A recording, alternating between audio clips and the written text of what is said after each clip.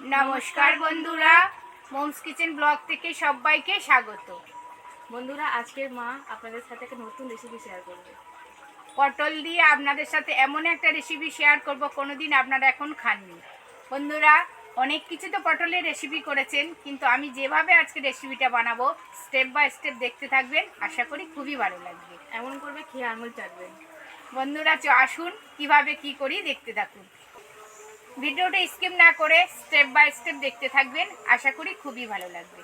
আর আপনারা আমার সাথে থাকলে গল্প করতে করতে রেসিপি শেয়ার করতে খুবই ভালো লাগে।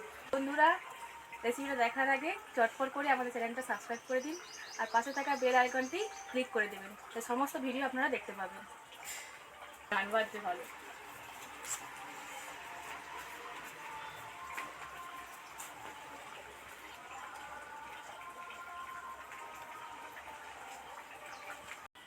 আপনাদের সাথে রেসিপি শেয়ার করব বলে দাদা আজ একদম কচি পটল নিয়ে এসেছে, যেন গাছে থেকে তুলে নিয়ে এসেছে।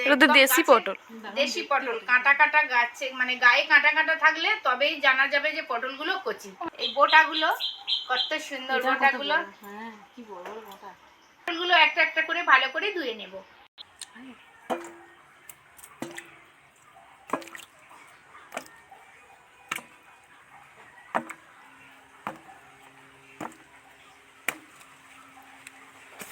বাবু পটলগুলো একটা একটা করে ভালো করে ধুয়ে নাও। ধুয়ে নিলে এই গাছে গায়ে যে কাঁটা কাঁটা থাকে ওগুলো সব উঠে যাবে।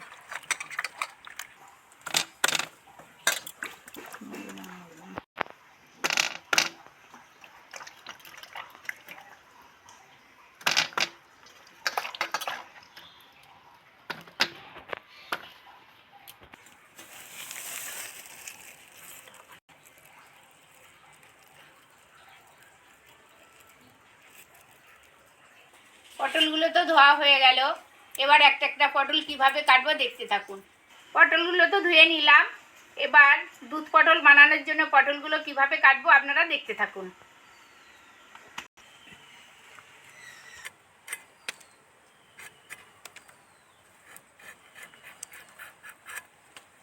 পুরোটাই ছাড়িয়ে নেব, একটুও খসা রাখবো না। খুব সুন্দর না পটলগুলো? একদম কচি পটল বাবা নিয়ে এসছে। বাবা জানে যে বন্ধুদের রেসিপি শেয়ার করব, সেই জন্য একদম দেখে দেখে পটল নিয়ে এসছে।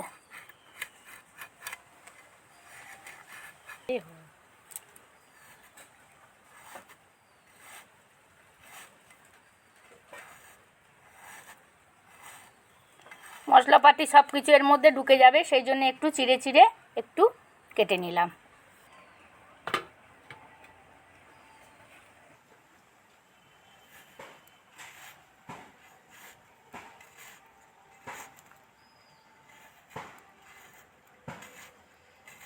পটল কাটার পর আর জলে দেবেন না, ভিতরে জল ঢুকে গেলে কিন্তু রেসিপি ভালো করা যাবে না।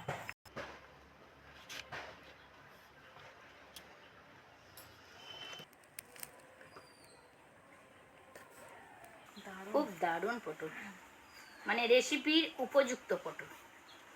মা কাটছে চকচক করতে করে কেটে যাচ্ছে, কি সুন্দর হচ্ছে। মা স্টাইলটা পুরো পাতার মতো হয়ে গেছে। পাতা যখন আরো রেসিপি বানাবো কত সুন্দর দেখতে লাগবে, খেতেও যেমন সুন্দর লাগবে, দেখতেও ওরকম সুন্দর লাগবে। এইরকম পটল হলে রেসিপি করে ভালো লাগে না মা? এটা বলছি না বন্ধুদের, বলছি সব সময় যদি এই আমি যে রেসিপি বানাচ্ছি এই রেসিপিটা যদি বানান তাহলে একদম কচি পটল বাজার থেকে কিনে নিয়ে আসবেন, তবে দেশি পটলের তো কোনো কথাই নেই, টেস্ট হবে। হ্যাঁ অনেক টেস্টফুল হবে।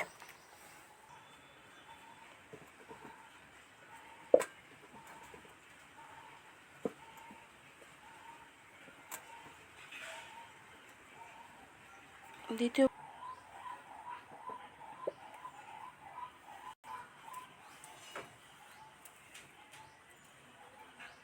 পটলগুলো তো গুছিয়ে কেটে নিলাম, এবার একটা টমেটো গ্রেট করে নেব। এই টমেটোটা গ্রেট করে নেব। আমার সাথে রান্নাঘরে আসুন, কিভাবে কি করি দেখতে থাকুন, আশা করি খুবই ভালো লাগবে। আপনাদের তো বললাম দুধ পটল বানাবো, সেই জন্য উষম গরম জল করে নিয়েছি। আগে আঙুল স্প্রে দুধ ভালো করে গুলে নেব। হাফ বাটি মতো জল দিয়ে নিয়েছি। 50 গ্রাম মতো আমুল স্প্রে দুধ জলের মধ্যে দিয়ে দিচ্ছি।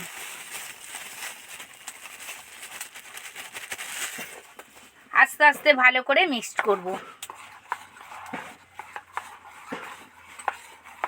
যদি মনে করেন এই ডালা ডালা থাকে তাহলে একটু ঠান্ডা হলে পরে হাত দিয়ে ভালো করে মিশিয়ে দেবেন। এমনিতেই মিশে যাবে, তবু যদি না হয় তাহলে হাত দিয়ে ভালো করে মিশিয়ে নেবেন। দুধটাতে সুন্দর করে লিকুইড করে নিলাম। এবার কড়া গরম হয়ে গেছে, কড়াতে তেল দিয়ে দিচ্ছি।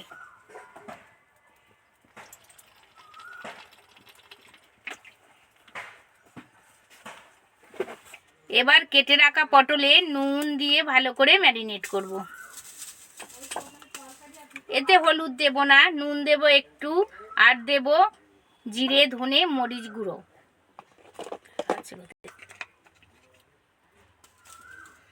দিয়ে ভালো করে ম্যারিনেট করব।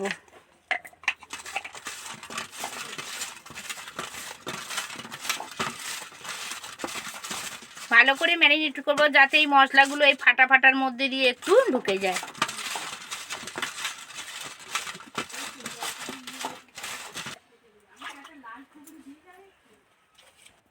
যেহেতু হলুদ দিয়ে ম্যারিনেট করলাম না, কালারটা মিষ্টি মিষ্টি কালার আসার জন্য তেলের মধ্যে সামান্য পরিমাণে একটু হলুদ অ্যাড করব।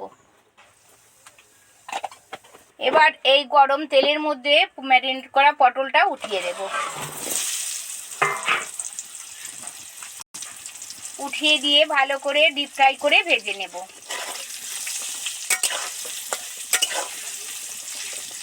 পটলগুলো 2 মিনিটের জন্য ঢাকা দিয়ে দেব। ঢাকা দিলে তাড়াতাড়ি সফট হয়ে ভাজা হয়ে যায়। কিছুক্ষণ পর তো ফিরে এসেছি। ভিতরে তো তেল টুকবুক টুকবুক করে ফুটছে, দেখি কেমন হচ্ছে। দেখুন কত সুন্দর টুকবুক টুকবুক করে ফুটছে। এবার পটলটা এদিক ওদিক করে উল্টে দেবো।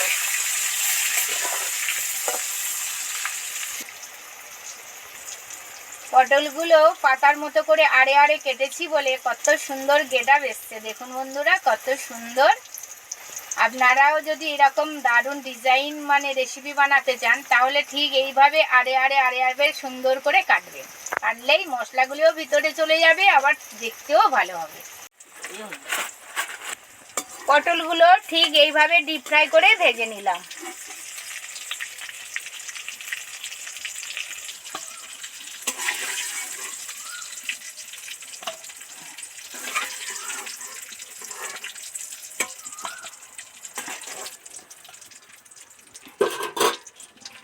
ওই তেলের মধ্যে একটা শুকনো লঙ্কা, 2টো তেজপাতা, দুটো কাঁচা লঙ্কা আর 2টো এলাচ দিয়ে দিচ্ছি।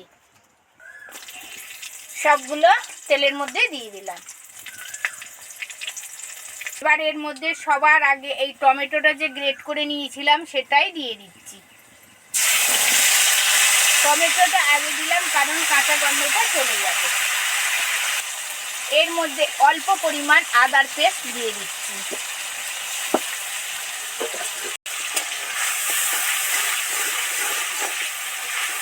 আর আদাটা দিলাম, ওইটা গ্রেভিটা ধরে ধরে ভালো করে ভাজতে থাকবেন যতক্ষণ না কাঁচা গন্ধটা চলে যায়। তো কড়াতে মশলাটা ভাজা হতে থাকছে। এদিকে নিয়েছি কিশমিশ, কাজু, পোস্ত, চালমগজ, সর্ষে আর টক দই।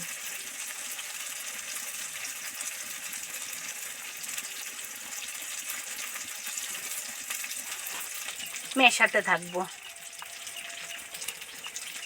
ওদিকে তো তেল তো মশলা ছেড়ে গেছে। এবার যে লিকুইড মশলাটা বানালাম এটা এর মধ্যে ছেড়ে দেব।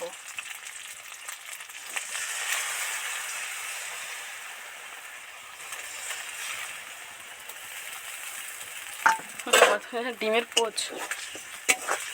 এবার ধরে ধরে ভালো করে কষতে থাকবো। ধরে ধরে ভালো করে নাড়তে থাকবো, নিচে না যেন ধরে যায়।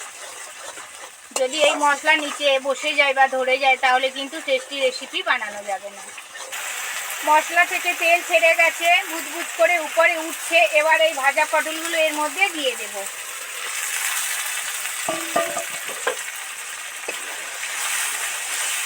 বেরিয়েছে না। খেতেও ওরকম দারুণ হবে।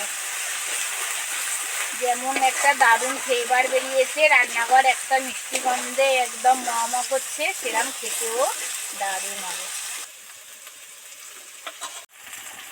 মশলা থেকে পটল থেকে তেল ছেড়ে গেছে, এবার সেই লিকুইড করা দুধটা দিয়ে দেব।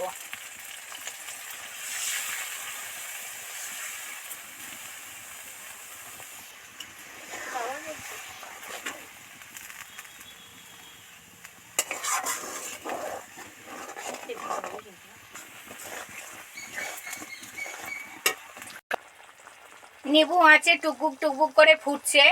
দুধ পটল তো মোটামুটি কমপ্লিট হয়েই এসছে। এবার এর মধ্যে একটু সামান্য চিনি দেব, কারণ যেহেতু আমুল স্প্রে দুধ মিষ্টি, তার জন্য একটু দিলে আরও টেস্টি হবে। অল্প পরিমাণে চিনি অ্যাড করছি, এতে আরও বেশি ডেলিশিয়াস হবে। কমপ্লিটই হয়ে গেছে, এবার একটু ঘি অ্যাড করছি।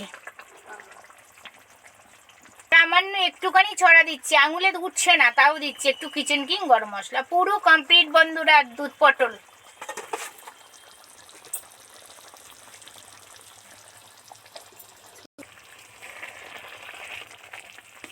দেখুন বন্ধুরা কত সুন্দর হয়েছে। আমি যেভাবে বানালাম ঠিক সেইভাবে বানিয়ে খাবেন, গরম ভাতের সাথে একদম জমে যাবে। আর মেম্বাররা আপনাদের থেকে চেয়ে চেয়েই খাবে। আপনাদের সাথে তো ডেলিশিয়াস রেসিপি একটা উপহার দিলাম, মুখরোচকও রেসিপি। বন্ধুরা দুপুরবেলা ভাতের সাথে একদম জমে যাবে। এতক্ষণ আমার সাথে থাকার জন্য অসংখ্য অসংখ্য ধন্যবাদ। দেখা হচ্ছে পরের ভিডিও নিয়ে। ভালো থাকবেন, সুস্থ থাকবেন, সাবধানে থাকবেন। আর শেয়ার করতে ভুলবেন না বন্ধুরা, শেয়ার করেও আমার পাশে থাকবেন। নমস্কার, ধন্যবাদ।